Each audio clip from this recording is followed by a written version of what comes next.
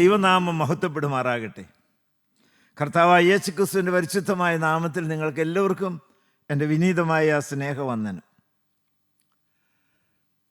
കഴിഞ്ഞ പ്രാവശ്യം നാം ധ്യാനിച്ചത് ദൈവത്തിൽ നിന്ന് നല്ല സാക്ഷ്യം ലഭിച്ച വിശ്വാസ വീരന്മാരെ കുറിച്ചാണ്. നാം കഴിഞ്ഞ പ്രാവശ്യം ധ്യാനിക്കുകയുണ്ടായി ഇയ്യോബിനെ കുറിച്ച്.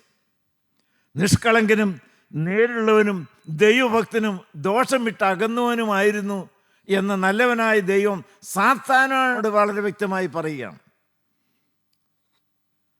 രണ്ടാമത് നാം ചിന്തിച്ചു ഹാബേൽ. അവൻ നീതിമാനായിരുന്നു. ഹി വാസ് എ റൈറ്റിയസ് മാൻ. നീതിമാൻ ആരുമില്ല, പക്ഷെ കാൽവറി കോടതി ഭാവിയായ മനുഷ്യനെ നീതിമാനെന്ന് ഡിക്ലെയർ ചെയ്യുകയാണ്. മൂന്നാമത് നാം ചിന്തിച്ചത് ഹാനോക്കിനെ കുറിച്ചാണ്. ഹാനോക്ക് ദൈവത്തെ പ്രസാദിപ്പിച്ച ഒരു ദൈവദാസൻ. കുടുംബമായി പ്രാരാബ്ധത്തോടു കൂടി നീണ്ട 300 വർഷക്കാലം ദൈവത്തെ പ്രസാദിപ്പിച്ച് ദൈവസന്നിധിയിൽ എടുക്കപ്പെട്ടതായ ശ്രേഷ്ഠനായ ഒരു ദൈവദാസൻ. One who pleased God. നാലാമത് നാം ധ്യാനിക്കുകയുണ്ടായി കാലേബ്. 2 പ്രത്യേകതകളുണ്ട്. ഒന്നാമത്തെ കാര്യം, വേറൊരു സ്വഭാവമുള്ള മനുഷ്യനായിരുന്നു. 2, യഹോവയോട് പറ്റിച്ചേർന്നിരുന്നവനായിരുന്നു. ഹല്ലേലൂയ, ദൈവത്തിന് സ്തോത്രം.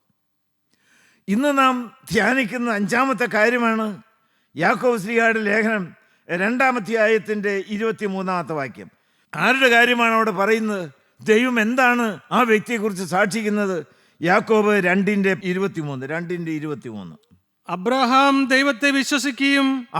ദൈവത്തെ വിശ്വസിക്കുകയും അത് അവന് നീതിയായി കണക്കിടുകയും ചെയ്തു. അടുത്ത വാക്യം ചെയ്തു എന്നുള്ളത് തിരുവെഴുത്ത് നിവൃത്തിയായി. അവൻ ദൈവത്തിന്റെ സ്നേഹിതനെന്ന് പേർ പ്രാപിച്ചു. ദൈവത്തിന് സ്തോത്രം. ദൈവമക്കളെ, ദൈവത്തിന്റെ സ്നേഹിതൻ എന്ന സാക്ഷ്യം. Abraham was called the friend of God. ആരുടെ സ്നേഹിതനാണ്? ഇന്ത്യൻ പ്രധാനമന്ത്രി, അമേരിക്കൻ പ്രസിഡന്റോ? എൻ്റെ വ്യക്തിപരമായി ഞങ്ങൾ അടുത്ത ഉറ്റമിത്രങ്ങളാണ്, സ്നേഹിതരാണ് എന്ന് പറയാൻ അതൊരു പദവിയല്ലേ? ദൈവമക്കളെ, ഇത് ആരുടെ സ്നേഹിതനാണ്? അഗ്നിമാന്മാരാരെ നോക്കി വിറയ്ക്കുന്ന തേജമയനായ, അണ്ടകടാകത്തിൻ്റെ ഉടയവനായ, മാലാഖമാരെ മുഖം മൂടിക്കൊണ്ട് ആരാധിക്കുന്ന പരിശുദ്ധനായിരിക്കുന്ന ദൈവത്തിൻ്റെ സ്നേഹിതൻ. ഹല്ലേലൂയ. ഒന്നും മറച്ചു വെക്കാതെ ദൈവമെല്ലാം ഹൃദയം തുറന്നു പറയുന്നതായ ഒരു വ്യക്തി. A friend of God. ഏശയ്യ 41:8. ഏശയ്യാ പ്രവാചകന്റെ പുസ്തകം 41-ാം അധ്യായത്തിന്റെ 8-ാമത്തെ വാക്യം. നീയോ എന്റെ ദാസനായ ഇസ്രായേലേ, ഞാൻ തിരഞ്ഞെടുത്ത യാക്കോബേ, എന്റെ സ്നേഹിതനായ അബ്രഹാമിന്റെ സന്തതി. ദൈവത്തിന് സ്തോത്രം. ദൈവമക്കളെ, എന്ത് മനോഹരമായൊരു പദപ്രയോഗമാണ്. 2 ദിനവൃത്താന്തം കൂടി എടുക്കാമോ? 2 ദിനവൃത്താന്തം. ദൈവം ആവർത്തിച്ച് അബ്രഹാമിനെ കുറിച്ച് പറയുന്നിടത്തെല്ലാം ഉപയോഗിക്കുന്ന മനോഹരമായ ഒരു പദപ്രയോഗമാണ് എൻ്റെ സ്നേഹിതനായ അബ്രഹാം.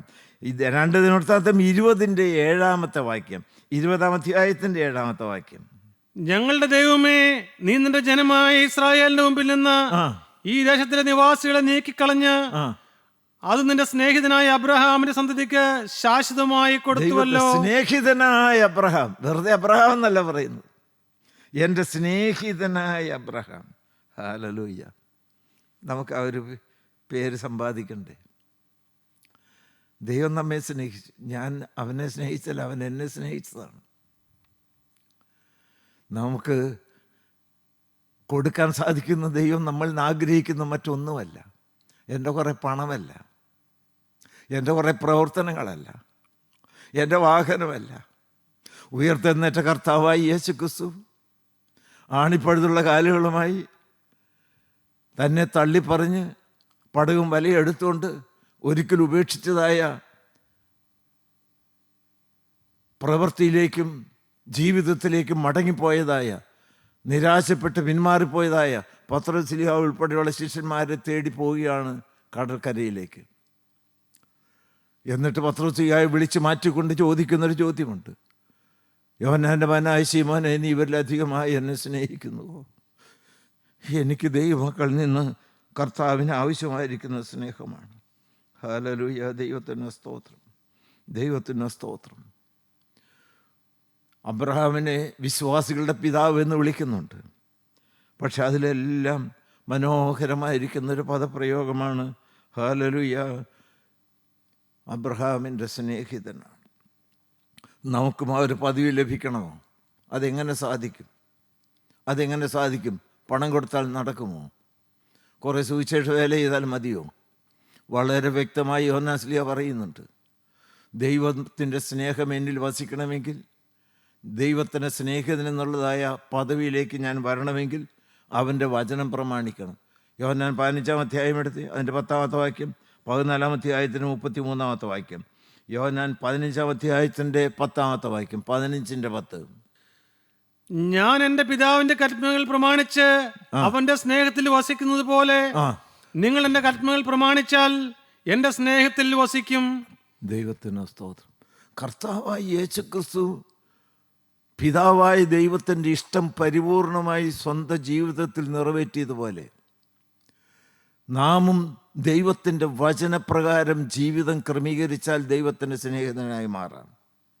വായിച്ചേ വീണ്ടും 14-31 വായിച്ചേ.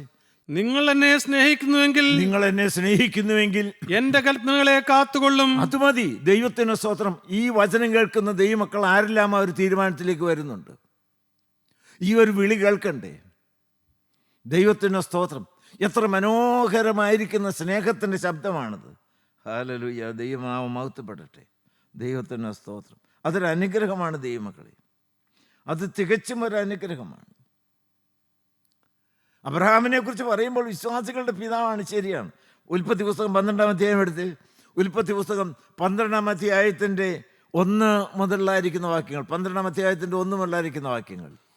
യഹോവ അബ്രഹാമിനോട് അരുളിച്ചതെന്തെന്നാൽ, നീ നിന്റെ ദേശത്തെയും ചാർച്ചക്കാരെയും പിതൃഭവനത്തെയും വിട്ട് പുറപ്പെട്ട് ഞാൻ നിന്നെ കാണിപ്പാനിരിക്കുന്ന ദേശത്തേക്ക് പോക. ദൈവത്തിന് സ്തോത്രം. ദൈവമക്കളെ, നിസ്സാരമായ കാര്യമാണ്. കാണിപ്പാനിരിക്കുന്ന ദേശം ഇറങ്ങി പുറപ്പെട്ടു. മാത്രമല്ല, ഇസ്ഹാക്കിനെ യാഗമർപ്പിക്കാൻ വാഗ്ദത്ത സന്തതിയാണ്, കാത്തിരുന്ന് ലഭിച്ചതാണ്. ദൈവത്തിന് സ്തോത്രം. കടൽ കരയിലെ മണൽത്തരികൾ പോലെ തലമുറകളെ തരാമെന്നുള്ളൊരു വാഗ്ദത്തമുണ്ട്. അത് മുഴുവൻ ഈസാക്കിൽ നിന്നല്ല വരേണ്ടത്. പക്ഷെ അവനെയാണ് യാഗമർപ്പിക്കാൻ പറഞ്ഞത്, സംശയമില്ല. ദൈവത്തിന് സ്തോത്രം. ആത്മീയ ജീവിതത്തിൽ ദൈവത്തിന് സ്നേഹം പിടിച്ചു പറ്റണമെങ്കിൽ ദൈവത്തിന് സ്തോത്രം, കുറുക്ക് വഴികൾ യാതൊന്നുമില്ല. ദൈവമക്കൾ ചെവി തുറന്ന് ചങ്ക് തുറന്ന് കേൾക്കണം. സമ്പൂർണമായിരിക്കുന്ന അനുസരണം, സമ്പൂർണമായിരിക്കുന്ന വിധേയത്വം. ദൈവത്തിന് സ്തോത്രം. വില കൊടുക്കുന്ന അനുസരണം ഉണ്ടായിരിക്കണം. പിതാവായ ദൈവം നമ്മെ ഓരോരുത്തരെയും വ്യക്തിപരമായി സ്നേഹിക്കുന്നുള്ള നല്ല വാക്കുകളല്ല പറഞ്ഞത്. തൻ്റെ ഏകജാതനായ പുത്രനെ നൽകുവാൻ തക്കവണ്ണം ലോകത്തെ സ്നേഹിച്ചു. ദൈവത്തിന് സ്തോത്രം. ഞാൻ ആവർത്തിച്ച് പറയുകയും ധ്യാനിക്കുകയും ചെയ്യുന്നൊരു വിഷയമാണ്. പിതാവായ ദൈവം എന്നെ സ്നേഹിച്ചു, ഏകജാതനായ പുത്രനെ നൽകിക്കൊണ്ട്. ഏകജാതനായ പുത്രൻ എന്നെ സ്നേഹിച്ചു, കാൽവറിയിൽ ജീവൻ മറുവിലിയായി തന്നുകൊണ്ട്. ദൈവത്തിന് സ്തോത്രം. പിതാവും പുത്രനും പരിശുദ്ധാത്മാവ് എന്നെ സ്നേഹിക്കുന്നു. ദൈവത്തിന് സ്തോത്രം.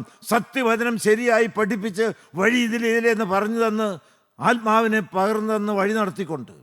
ദൈവത്തിന് സ്തോത്രം. ഈ സ്വർഗീയ തൃത്വം ഇന്നും സജീവമാണ്. അതൊരു യാഥാർത്ഥ്യമാണ്. ഹല്ലേലൂയ. ദൈവമക്കളെ, പാവപ്പെട്ട അടിയൻ ലഭിച്ച ഏറ്റവും വലിയൊരു ഭാഗ്യമെന്ന് പറയുന്നത് വിശ്വസിക്കാനുള്ള കൃപ. ദൈവത്തിന് സ്തോത്രം. ദൈവമക്കളെ, അതൊരു തോന്നലല്ല. കൃപയാൽ for me Jesus Christ living reality. അദൃശ്യനായ ദൈവത്തെ കണ്ടതുപോലെ വിശ്വസിക്കാനൊരു കൃപ. നന്ദിയോടെ സ്തോത്രം. അത് കൃപയാണ്. ഞാൻ പറയുന്ന ഒരു കൃപയുടെ പൈതലാണ്. ഹല്ലേലൂയ. നന്ദിയോടെ സ്തോത്രം. അവൻ എനിക്ക് വേണ്ടി ഒരു സ്നേഹത്തിൻ്റെ രാജ്യം ഒരുക്കുന്നുണ്ട്. ആ സ്നേഹത്തിൻ്റെ രാജ്യത്തിലേക്ക് തുറന്ന സ്നേഹത്തിൻ്റെ വഴിയാണ് കാൽവറിയിൽ തൻ്റെ ദേഹമെന്ന തിരശ്ശീല ചീന്തി ഉണ്ടാക്കിയത്. ദൈവത്തിന് സ്തോത്രം. ദൈവമക്കളെ, ആ സ്നേഹത്തിൻ്റെ രാജ്യത്തിൽ സ്നേഹത്തിൻ്റെ ഉടയവനായിരിക്കുന്ന കർത്താവായ യേശുക്രിസ്തു മണവർ ഒരുങ്ങി തീർന്നു കഴിയുമ്പോൾ മണവാട്ടിയെ ചേർക്കാനായിട്ട് വരും. ഇതൊരു പിരിയാത്ത സ്നേഹബന്ധമാണ്. തന്നിനായിരിക്കുന്ന പൗലോസ് പറയുന്ന പോലെ ക്രിസ്തീയ ജീവിതത്തിൻ്റെ അടിസ്ഥാനം അതാണ്. കുറേ പ്രവർത്തനങ്ങളല്ല, പണം കൊടുക്കുന്നതല്ല. ദൈവമക്കളെ, ജയം വേണോ? നിങ്ങൾക്ക് ആത്മീയ ജീവിതത്തിൽ ജയം വേണോ? പൂർണ്ണ ഹൃദയത്തോടെ ദൈവത്തെ സ്നേഹിക്കുക. ന്യായപ്രമാണം മുഴുവൻ അതിൽ അടങ്ങിയിരിക്കുന്നു. മറ്റുള്ളവരെ സ്നേഹിക്കുക. ദൈവമക്കളെ, നമ്മുടെ കുടുംബം ഒരു സ്നേഹത്തിൻ്റെ സർവകലാശാലയായിരിക്കണം. ഹല്ലേലൂയ, ദൈവത്തിന് സ്തോത്രം. ഇത്രമാം സ്നേഹത്തെ എത്ര നാൾ നിങ്ങൾ തള്ളി? അതൊരു വലിയ പാപമാണ്. ധന്യനായിരിക്കുന്ന പൗലോസ് പറയും, ഈ ലോകത്തിന് വരുവാനുള്ളതിനോ ഉയരത്തിനോ ആഴത്തിനോ മറ്റ് യാതൊരു സൃഷ്ടിക്കോ കർത്താവായ യേശുക്രിസ്തുവിന്റെ സ്നേഹത്തിൽ നിന്ന് എന്നെ വേർതിരിക്കാൻ കഴിയുകയില്ല എന്ന് ഞാൻ ഉറച്ചിരിക്കുന്നു. ഈ ഒരു ഉറപ്പാണ് നിങ്ങൾക്ക് വേണ്ടത്. ദൈവത്തിന് സ്തോത്രം. ദൈവമക്കളെ, അബ്രഹാം ദൈവത്തിൻ്റെ സ്നേഹിതൻ. ഹല്ലേലൂയ. ആ ഒരു പദവി പ്രാപിച്ചുകൊണ്ട് വേണം നമ്മൾ കണ്ണടയ്ക്കാൻ. നന്ദിയോടെ സ്തോത്രം. അടുത്തതായ സാക്ഷിമാരെക്കുറിച്ചാണ് സംഖ്യാപുസ്തകം 12-ാം അധ്യായം എടുത്തി. സംഖ്യാപുസ്തകം 12-ാം അധ്യായത്തിൻ്റെ 3-ാമത്തെ വാക്യം. സംഖ്യ 12:3. മോശെ എന്ന പുരുഷനോ ഭൂതലത്തിലുള്ള സകല മനുഷ്യരിലും അതിസൗമ്യനായിരുന്നു. ദൈവത്തിന് സ്തോത്രം. ദൈവമക്കളെ, സാക്ഷ്യങ്ങളെല്ലാം കേട്ട് വരുമ്പോഴേക്കും ഞാനങ്ങ് ചെറുതായി പോവുകയാണെന്ന് എനിക്ക് തോന്നുകയാണ്. ദൈവത്തിന് സ്തോത്രം. അടുത്തത് ആരെക്കുറിച്ചാണ്? മോശയെക്കുറിച്ചാണ് പറയുന്നത്. ഭൂതലത്തിലെ സകല മനുഷ്യരിലും വെച്ച് അതിസൗമ്യൻ. More humble than anyone in the face of the earth. More humble than anybody in the biological world. ആരാണ് ദൈവമക്കളെ സാക്ഷിച്ചത്? രഹസ്യങ്ങൾ അറിയുന്ന ദൈവമാണ്. പുറമേയുള്ള വിനയമൊന്നുമല്ല, പുറമേയുള്ള താഴ്മയൊന്നുമല്ല, വിനയം നടിക്കുന്നതല്ല. അതൊന്നും ദൈവസന്നിധിയിൽ ചെലവാകുകയില്ലല്ലോ. ദൈവത്തിന് സ്തോത്രം. പക്ഷേ ദൈവം നോക്കിയിട്ട് പറഞ്ഞു, ഭൂതലത്തിൽ എനിക്ക് ഏറ്റവും വിനയമുള്ള ഒരു വ്യക്തിയെ അറിയാം. അത് മോശയാണ്. ഹല്ലേലൂയ. ദൈവത്തിന് സ്തോത്രം. ദൈവത്തിന് സ്തോത്രം. സൗമ്യത ഇവിടെയാണ് വേദപുസ്തകത്തിൽ ഊന്നി പറയുന്നത്. More humble, A kind, A gentle, A humble. ദൈവത്തിന് സ്തോത്രം. Gentle, kind and humble. ദൈവമക്കളെ, നിങ്ങൾക്കറിയാം മോശയുടെ കാര്യം. സൗമ്യനൊന്നും ആയിരുന്നില്ല, ഒട്ടും സൗമ്യനായിരുന്നില്ല. നിങ്ങൾക്കെല്ലാവർക്കും വ്യക്തമായിട്ട് അറിയാം. മോശ സീനായി മലയിൽ നിന്ന് ന്യായപ്രമാണത്തിൻ്റെ കൽപ്പനകളുമായി ഇറങ്ങി വരുന്നു. പക്ഷെ ഒരു കാളക്കുട്ടിയെ വാർത്തുണ്ടാക്കി അതിൻ്റെ പിന്നിൽ അതിന് ചുറ്റും നൃത്തം ചെയ്യുന്നത് കണ്ടപ്പോൾ കോപം ജ്വലിച്ചു. ദൈവമക്കളെ, കയ്യിലിരുന്ന് അങ്ങോട്ട് എറിഞ്ഞു, പൊട്ടിച്ചു, തകർത്തു. ജ്വലിച്ചു കോപിക്കുന്നൊരു വ്യക്തിയായിരുന്നു. എന്നാൽ nothing is impossible with God. ദൈവത്തിന് സകലം സാധ്യമാണ്. ആരേക്കാൾ കോപിക്കുന്ന ഒരു വ്യക്തിയെ ആരേക്കാൾ സൗമ്യനാക്കി മാറ്റി. ഹല്ലേലൂയ. ദൈവത്തിന് സ്തോത്രം. ദൈവനാമം മാത്രം മഹത്വപ്പെടുമാറാകട്ടെ. നമുക്കും അപ്രകാരം ഒരു പ്രകൃതിയിലേക്ക് വരണ്ടേ? ആരാണ് ഭാഗ്യവാൻ? കർത്താവ് അതിൻ്റെ ആദ്യത്തെ പ്രസംഗത്തിൽ എന്ത് പറഞ്ഞു? മത്തായി സുവിശേഷം 5-ാം അധ്യായം 5-ാമത്തെ വാക്യം വായിച്ച്. മത്തായി സുവിശേഷം 5-ാം അധ്യായത്തിൻ്റെ 5-ാമത്തെ വാക്യത്തിൽ സൗമ്യതയുള്ളവർ ഭാഗ്യവാന്മാർ. ഹല്ലേലൂയ. ദൈവത്തിന് സ്തോത്രം. Meek and lowly are fortunate. Lowly. ദൈവമക്കളെ വായിച്ചേ. സൗമ്യതയുള്ളവർ ഭാഗ്യവാന്മാർ, സൗമ്യതയുള്ളവർ ഭാഗ്യവാന്മാർ, അവർ ഭൂമിയെ അവകാശമാക്കും. ഹല്ലേലൂയ. ദൈവത്തിന് സ്തോത്രം. സൗമ്യതയുള്ളവരാണ്, വിനയമുള്ളവരാണ്, താഴ്മയുള്ളവരാണ്. ദൈവത്തിന് സ്തോത്രം. ഈ കാലഘട്ടത്തിൻ്റെ ആവശ്യം അതാണെന്ന് ഞാൻ പറയും. നിങ്ങൾക്കത് കേൾക്കുമ്പോൾ ഒരു കൊതി വരുന്നുണ്ടോ? എനിക്കൊന്ന് സൗമ്യത ധരിക്കണമേതല്ലോ. നമുക്കത് ഒട്ടുമില്ലല്ലോ ദൈവമക്കളെ. തൻ്റെ ഇടത്തോടെ പ്രാഗൽഭ്യത്തോടെ നട്ടെല്ല് നിവൃത്തി ആരുടെയും മുമ്പിൽ തല ഉനിക്കാതെ അഹങ്കാരികളായി മുന്നോട്ട് പോകുന്ന തലമുറയുടെ മധ്യത്തിൽ കർത്താവായ യേശുക്രിസ്തുവിൻ്റെ പിൻഗാമികളായിരിക്കുന്ന നാം ഓരോരുത്തരും വിനയത്തിൻ്റെ സൽസ്വഭാവം പേറിക്കൊണ്ടെന്ന് മുന്നോട്ട് പോകാനുള്ള താല്പര്യം നിങ്ങൾക്കൊന്ന് കാണിക്കാമോ? ഹല്ലേലൂയ. ദൈവത്തിന് സ്തോത്രം. കന്യാമാതാവിൻ്റെ പ്രകൃതി അതായിരുന്നല്ലോ. ഇതാ ഞാൻ കർത്താവിൻ്റെ ദാസി. നമുക്ക് പിന്നീട് അതിനെക്കുറിച്ച് ധ്യാനിക്കാം. ഹല്ലേലൂയ. ദൈവത്തിന് സ്തോത്രം. ദൈവനാമം മഹത്വപ്പെട്ട്. നിങ്ങൾക്കറിയാമല്ലോ ദൈവമക്കളെ, ആത്മാവിൻ്റെ ഫലങ്ങളെക്കുറിച്ച് പറയുമ്പോഴേക്കും സൗമ്യത ആത്മാവിൻ്റെ ഫലങ്ങളിൽ ഒന്നായിട്ട് എടുത്തു പറയുന്നുണ്ട്. ഗലാത്യർക്ക് ലേഖനം 5-ാം അധ്യായത്തിൻ്റെ 21-ാമത്തെ വാക്യത്തിൽ. ഹല്ലേലൂയ. ദൈവമക്കളെ, ആത്മാവിൽ നിറഞ്ഞാൽ മാത്രമേ സൗമ്യത വരികയുള്ളൂ. ഇത് കേട്ടുകൊണ്ടിരിക്കുന്ന ദൈവമക്കളുടെ ജീവിതത്തിൽ ഇന്ന് ഈ സ്വർഗീയ പ്രകൃതി ഒന്ന് വ്യാപരിച്ച് കിട്ടണം. ദൈവത്തിന് പത്രോസ്ലിഹായും അത് വളരെ വ്യക്തമായി പറയുന്നുണ്ട്. പ്രത്യേകിച്ച് സ്ത്രീകൾ, അത് സ്ത്രീകൾക്ക് മാത്രമല്ല എല്ലാവർക്കും ബാധകമാണ്. 1 പത്രോസ് 3-ാം അധ്യായം നിങ്ങൾക്കറിയാമല്ലോ. ഒരു ദൈവവൈതലിൻ്റെ അലങ്കാരം എന്തായിരിക്കണം? അത് പുറമേയുള്ളതൊന്നുമല്ല. എന്താണ് പത്രോസ്ലിഹ പറയുന്നത്? 1 പത്രോസ് 3:3-4 വായിച്ച്. 3:3-4.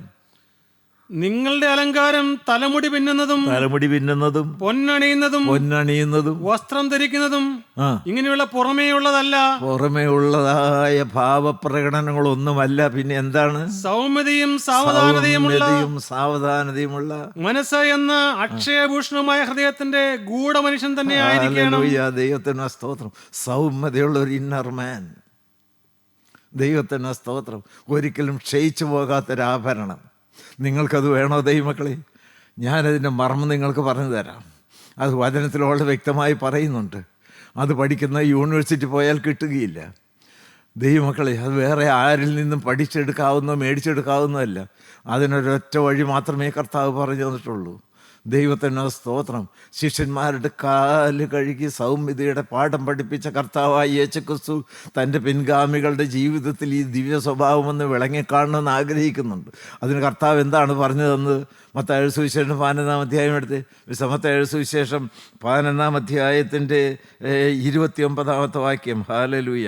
ദൈവത്തെ, if you want to be meek and gentle in heart, ഹൃദയത്തിൻ്റെ വിശുദ്ധിയും ഹൃദയത്തിൻ്റെ സൗമ്യതയും ജീവിതത്തിൻ്റെ താഴ്മയും കൈമുതലായി സൗഭാഗ്യമുള്ള ജീവിതം നയിക്കണമോ, ഭൂമിയെ അവകാശമാക്കണമോ, അതിനുള്ള ഒരേ ഒരു മാർഗം മാത്രമേ ഉള്ളൂ. കർത്താവ് അത് പറഞ്ഞു തന്നു. വായിച്ചേ.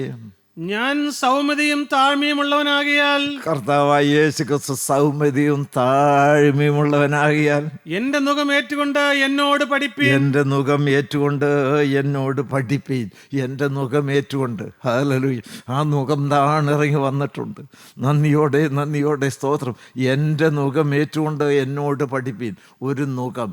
ആ നുകത്തിൽ 2 എണ്ണത്തിനാണ് അമ്മിക്കയറുകൊണ്ട് ബന്ധിക്കുന്നത്. ഒരു വശത്ത് കർത്താവായ യേശുക്രിസ്തു ഉണ്ട്, മറ്റേ വശത്തേക്ക് നിനക്കൊന്ന് അമിക്കപ്പെടാനായിട്ട് താണു വരാമോ? കർത്താവായ യേശുക്രിസ്തുവിനോട് ചേർന്ന് കാലടികൾ എടുത്തു വെച്ചുകൊണ്ട് മുന്നോട്ട് പോകാം. അത് വിനയത്തിൻ്റെ പാതയാണ്. കർത്താവായ യേശുക്രിസ്തു സൗമ്യതയുടെ പ്രതീകമായി കഴുതപ്പുറത്ത് വാഹനമേറി ഓശാന ദിവസത്തിൽ യെരൂശലേമിലേക്ക് കടന്നു ചെന്നില്ലേ? ആ നഗരം ഇളകിയില്ലേ? ഇന്ന് നിങ്ങളെ കൊണ്ട് ദൈവത്തിന് ആവശ്യമുണ്ട്. ഹല്ലേലൂയ. അവൻ കുതിരപ്പുറത്ത് കയറാനല്ല ആഗ്രഹിക്കുന്നത്. അവൻ താഴ്മയുള്ളതായ, ആർക്കും വേണ്ടാത്തതായ കഴുതപ്പുറത്ത് വാഹനമേറാൻ കൊതിക്കുകയാണ്. നന്ദിയോടെ സ്തോത്രം. നിങ്ങൾ മനസ്സിലാക്കണം, വീക്ക്നെസ്, താഴ്മ എന്ന് പറയുന്നത്, വിനയം എന്ന് പറയുന്നത്, ദാറ്റ് ഈസ് നോട്ട് വീക്ക്നെസ്. അത് ഒരു ബലഹീനതയൊന്നുമല്ല.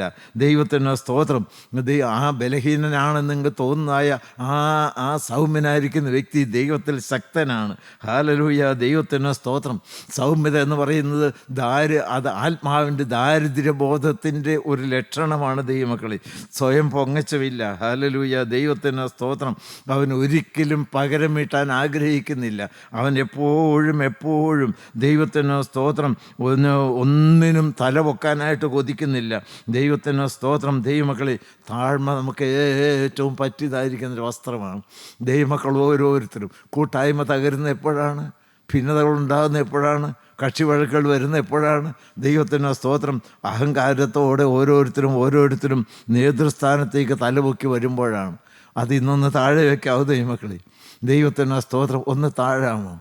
അവൻ താണവരെ ഉയർന്നവനാണ്. അവൻ ബലഹീനരെ താങ്ങുന്നവനാണ്. ഹല്ലേലൂയ. ദൈവത്തിന് സ്തോത്രം. മോശ സകല മനുഷ്യരിലും വെച്ച് സൗമ്യനായിരുന്നു. പ്രകൃതി അങ്ങനെ ആയിരുന്നില്ല.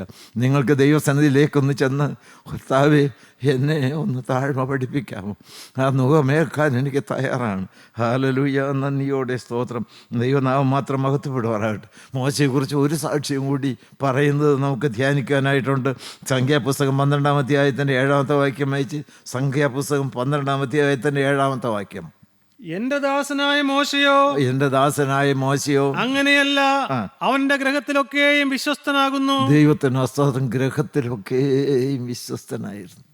ദൈവത്തിന് സ്തോത്രം. ദൈവമക്കളെ, A faithful in all my house. Hallelujah. ദൈവത്തിന് സ്തോത്രം. എബ്രായർ 3:2 കൂടി ഒന്ന് വായിക്കാമോ? എബ്രായർക്ക് ലേഖനം 3-ാം അധ്യായത്തിൽ 2-ാമത്തെ വാക്യവും 3-ാം അധ്യായത്തിൻ്റെ 5-ാമത്തെ വാക്യവും. വിശ്വസ്തതയും സൗമ്യതയും. ദൈവമക്കൾ, ഇത് പറഞ്ഞു പോകുമ്പോൾ നിങ്ങൾക്ക് പോയിന്റ് കിട്ടുകയല്ല വേണ്ടത്. ദൈവപ്രകൃതി ഈ കാര്യം അടിയൻ ധ്യാനിച്ച് വചനത്തിന് വേണ്ടി ഒരുക്കുന്ന സമയത്ത് പലവട്ടം ഞാൻ മുട്ടുമടക്കി, കർത്താവേ, ഇത് ജനത്തിന് ഈ കാര്യങ്ങൾ പറഞ്ഞു കൊടുക്കാൻ പോകുമ്പോൾ എനിക്ക് ഈ ദിവ്യ സ്വഭാവം ഒന്ന് പകർന്നു തരണമേ. അത് ചങ്ക് പൊട്ടി ഒഴുകിയതായ ആ ഉറവയിൽ നിന്ന് മാത്രമേ ലഭിക്കുകയുള്ളല്ലോ. ക്രൂശിൽ അടിയൻ അഭയം പ്രാപിക്കുകയാണ്. ദൈവത്തിന് സ്തോത്രം. ദൈവമക്കളെ, വിശ്വസ്തത, honesty, loyalty, true to fact, വിശ്വസ്തത. ദൈവത്തിന് സ്തോത്രം. വായിച്ച് എബ്രായർ 3:2 വായിച്ച്.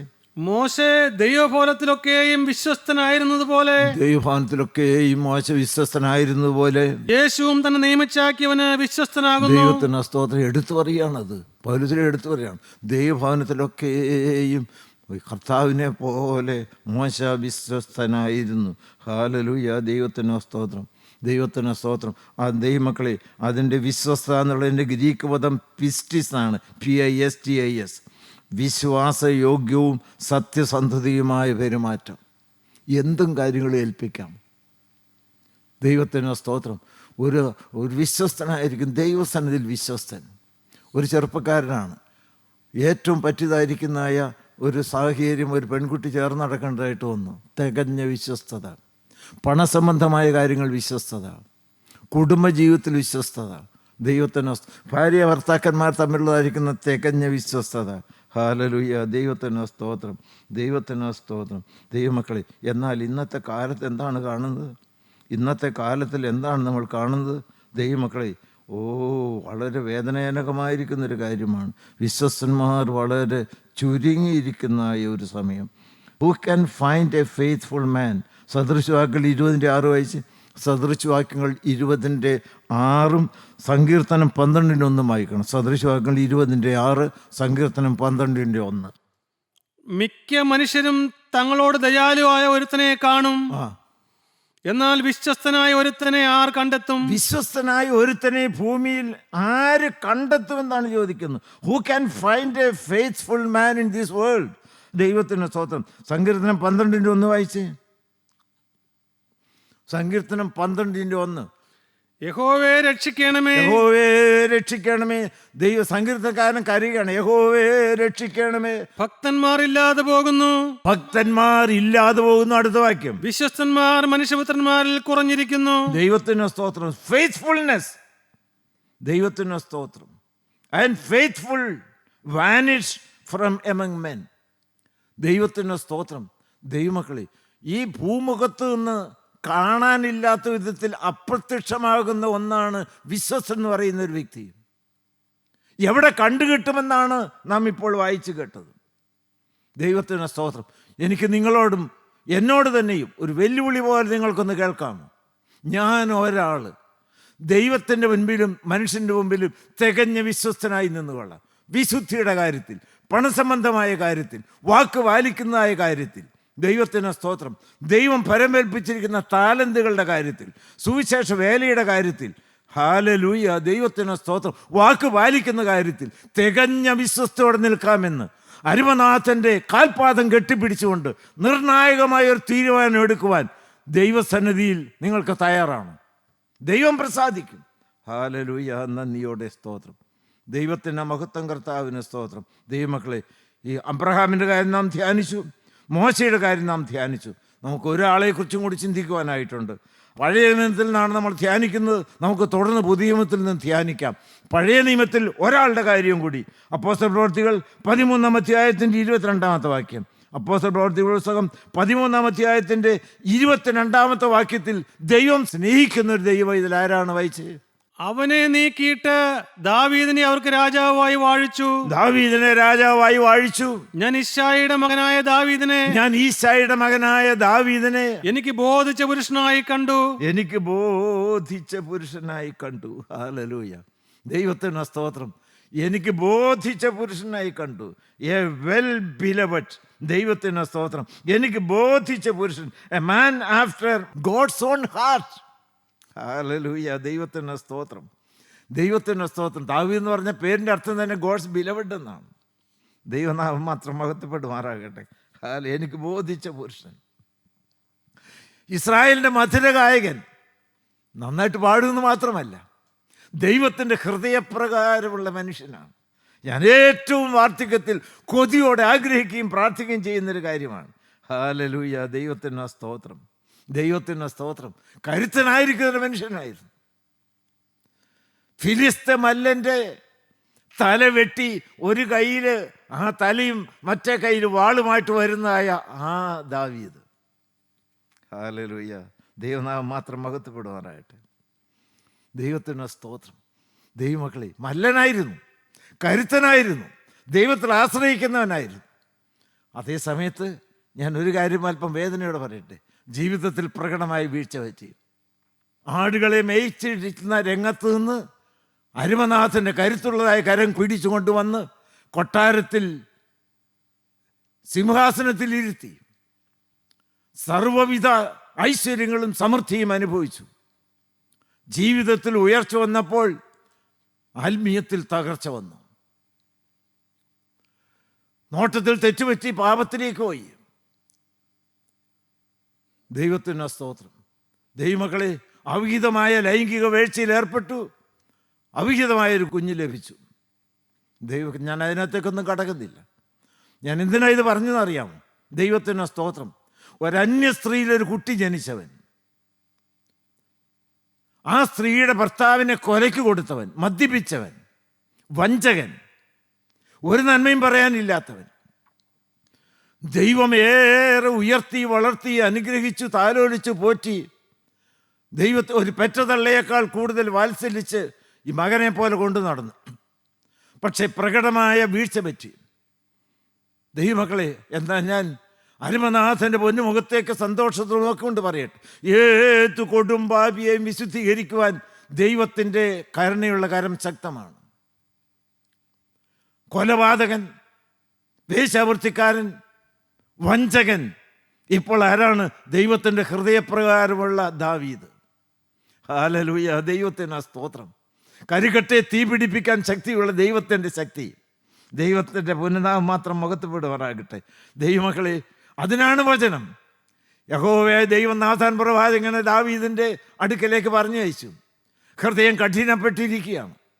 ഇത്രമാത്രം പ്രകടമായ പാപം ചെയ്തതിന് ശേഷവും ഒന്നും സംഭവിക്കാത്തതുപോലെ അധികാരത്തോടെ രാജ്യം ഭരിച്ച് മുന്നോട്ട് പോവുകയാണ്. എന്നാൽ ദാവീദ് ദൈവത്തെ മറന്നു. നല്ലവനായ ദൈവം ദാവീദിനെ മറന്നില്ല. ആത്മാവിൻ്റെ അധികാരത്തോടെ നാഥാൻ പ്രവാചകനെ പറഞ്ഞയച്ചു. വിരൽ ചൂണ്ടിക്കൊണ്ട് ദാവീദിൻ്റെ നേരെ കരുത്തോടെ നിന്നുകൊണ്ട് പറഞ്ഞു, ആ വൃത്തികെട്ട മനുഷ്യൻ നീ തന്നെ, ആ കൊലപാതകൻ നീ തന്നെ, ആ വേശ്യാവൃത്തിക്കാരൻ നീ തന്നെ, ആ വഞ്ചകൻ നീ തന്നെ. ഈ വിരൽ എൻ്റെ നേരെയാണോ നിങ്ങളുടെ നേരെയാണോ ഇപ്പോൾ നീണ്ടു വരുന്നത്? ദൈവത്തിൻ്റെ പരിശുദ്ധാത്മാവിൻ്റെ ആ വിരൽ ഇപ്പോൾ ആരുടെ എല്ലാം നേരെ താണിറങ്ങി വരുന്നുണ്ട്, നേരെ ചൂണ്ടുന്നുണ്ട്. അതെൻ്റെ നേരെയാണ്, എൻ്റെ നേരെയാണ്, എൻ്റെ നേരെയാണ്. ദൈവത്തിന് സ്തോത്രം. ദാവീദിൻ്റെ ഗുണം എന്താണെന്നോ? ദൈവത്തിന് സ്തോത്രം. ഞാൻ യഹോവയോട് പാപം ചെയ്തു പോയി എന്ന് തകർന്ന് വീണ് കുറ്റസമ്മതത്തോടെ ഏറ്റു പറഞ്ഞു. നന്ദിയോടെ സ്തോത്രം കരച്ചു തുടങ്ങി. എൻ്റെ ദൈവമേ, നിൻ്റെ കരുണയുടെ ബഹുത്വപ്രകാരം എൻ്റെ ലംഘനങ്ങളെ മായ്ച്ചു തരണമേ, എന്നെ ഒന്ന് നന്നായി കഴുകണമേ. ഹല്ലേലൂയ, എൻ്റെ പാപം പോക്കി എന്നെ ശുദ്ധീകരിക്കണമേ. ദൈവമക്കളെ, നിങ്ങൾക്കൊന്ന് ക്രൂശിൻ ചോട്ടിലേക്ക് വരാമോ? യഹോവയായ ദൈവം അവൻ്റെ പാപത്തെ ക്ഷമിച്ചു എന്ന് മാത്രമല്ല, അവനെ കഴുകിയെന്ന് മാത്രമല്ല, ആ ദൈവത്തിൻ്റെ ഹൃദയം പ്രസാദിക്കുന്ന, ദൈവത്തിൻ്റെ ഹൃദയപ്രകാരമുള്ള ഒരു മനുഷ്യനാക്കി മാറ്റി. നന്ദിയോടെ സ്തോത്രം. ദൈവമക്കളെ, അങ്ങനെയുള്ളവർക്ക് വേണ്ടിയാണ് സ്വർഗരാജ്യം തുറക്കുന്നത്. നിങ്ങൾ ക്രൂശിൻ ചോട്ടിലേക്ക് വന്നോ? ഏത് കൊടുമ്പാപിക്കും വരാം, കൊലപാതകനും വരാം, ഭ്രൂണഹത്യ നടത്തുവനും വരാം, ദൈവത്തിന് സ്തോത്രം, മദ്യപാനിക്ക് വരാം, വഞ്ചകന് വരാം, മോഷ്ടാവിന് വരാം. ഹല്ലേലൂയ, ഏത് കൊടുമ്പാപിക്കും ഇപ്പോൾ ക്രൂശിൻ ചോട്ടിലേക്ക് വരുവാൻ ദൈവം സ്നേഹത്തോടെ മാടി വിളിക്കുകയാണ്. നിങ്ങൾക്കൊന്ന് വരാമോ? ഞാനും വരികയാണ്. അവിടെ പാപമോചനമുണ്ട്. Hallelujah, hallelujah. അവിടെ ശാപമോക്ഷമുണ്ട്. അവിടെ രോഗശാന്തിയുണ്ട്. ഹല്ലേലൂയ. ആ സ്വർഗ്ഗത്തിൻ്റെ വാതിൽ തുറന്നിരിക്കുകയാണ്.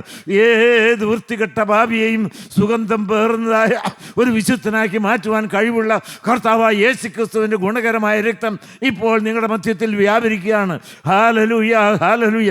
കർത്താവ് പ്രവർത്തിക്കട്ടെ, കർത്താവ് രൂപാന്തരപ്പെടുത്തട്ടെ, കർത്താവ് വിശുദ്ധീകരിക്കട്ടെ, കർത്താവ് വാഴ്ത്തട്ടെ, സ്വർഗ്ഗരാജ്യത്തിൻ്റെ അവകാശികളായി മാറ്റട്ടെ. നമുക്ക് മടങ്ങാം, നമുക്കൊന്ന് പ്രാർത്ഥിക്കാം. കരുണ നിറഞ്ഞ ദൈവമേ, ഈ സ്വർഗീയ നിമിഷത്തിനായി ഞങ്ങൾ നിന്നെ സ്തുതിക്കുന്നു. ഹല്ലേലൂയ. വഞ്ചകനും വ്യഭിചാരിയും കൊലപാതകനുമായ ദാവീദിനെ ദൈവത്തിൻ്റെ ഹൃദയപ്രകാരമുള്ള വിശുദ്ധനാക്കി മാറ്റിയ കാൽവറിയിലെ സ്നേഹമേ, നിന്റെ രക്തമാർന്നിരിക്കുന്ന ക്രൂശിൻചോട്ടിലേക്ക് അടി ഞങ്ങൾ വരികയാണ്. ഞങ്ങളെ ശക്തീകരിക്കണമേ, വിശുദ്ധീകരിക്കണമേ, കഴുകണമേ, വെടിപ്പാക്കണമേ. പരിശുദ്ധന്മാരുടെ നിരയിൽ ഞങ്ങളെ രൂപാന്തരപ്പെടുത്തി ചേർത്ത് അനുഗ്രഹിക്കണമെന്ന് യേശു കർത്താവിൻ്റെ പരിശുദ്ധ നാമത്തിൽ അപേക്ഷിക്കുന്നു. കൃപയോടെ കേട്ട് ഉത്തരമല്ലുമാറാകണമേ. ആമീൻ. ഹല്ലേലൂയ, ഹല്ലേലൂയ, ഹല്ലേലൂയ. സ്തോത്രം.